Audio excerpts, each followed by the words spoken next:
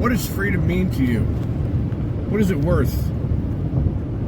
Our founding fathers, who many of us grew up cherishing and revering as heroes, they sacrificed everything. They were labeled traitors to the king.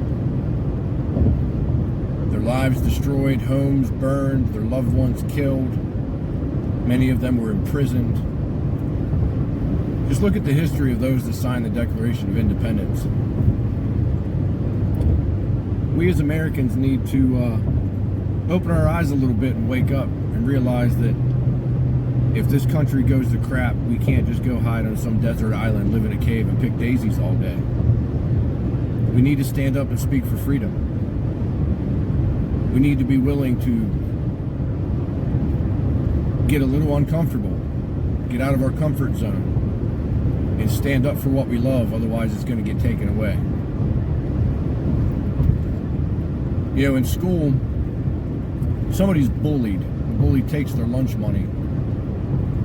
They're afraid to stand up to that bully because they don't want to get bullied. They don't want to get hurt. They don't want to be made uncomfortable. But sometimes that bully just needs a throat punch.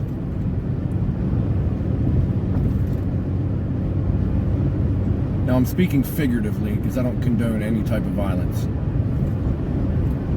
But the bully needs to be stood up against. The bully needs to be put in their place, otherwise you're going to keep bullying. And one thing I've learned in my experiences, and I've told my kids, is that a bully is actually the most scared and the weakest out of the bunch, because they need to outwardly express what they consider toughness, because they feel weak and alone and afraid and hopeless and helpless inside.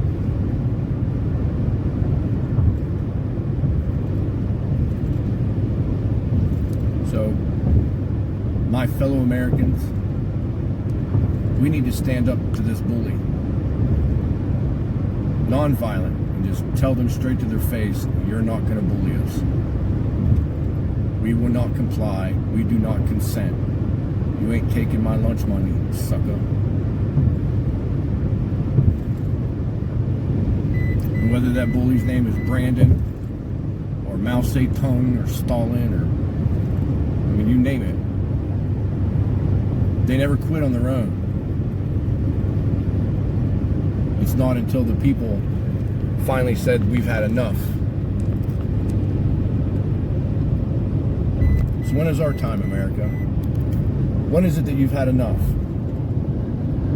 Too many people are crying today, oh, you can't get on Twitter. But that is the least of our concerns.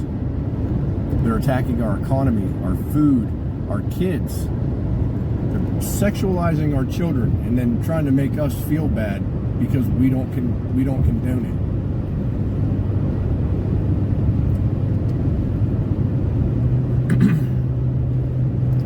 American citizens are being tortured, beaten, malnourished, denied basic human rights, denied medical care, denied mail.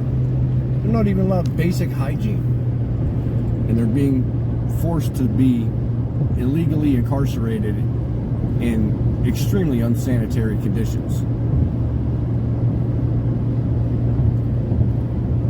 But people are too busy playing on Facebook to notice. Wake up, America. Now or never. Speak up. Stand up for those that are willing to stand with you. Because we're not alone. We are not the minority. I don't care what any talking head on TV says. We sing the national anthem every single night as a way to protest the conditions of our country and to stand in solidarity with the January 6th defendants, their families, and children. Join us. Oh, say, can you see by the dawn's early light what so proudly we hailed at the twilight's last gleaming, whose broad stripes and bright stars through the perilous fight o'er the ramparts we watched were so gallantly streaming, and the rocket's red glare, the bombs bursting in air, gave proof through the night that our flag was still there.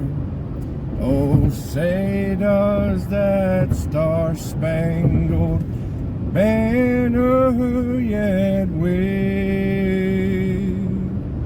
o'er the land of the free and the home of the brave. Our ancestors didn't go to the beach at Normandy and D-Day for us to hand over this nation to a bunch of people who don't even know what bathroom to use. Sing for freedom.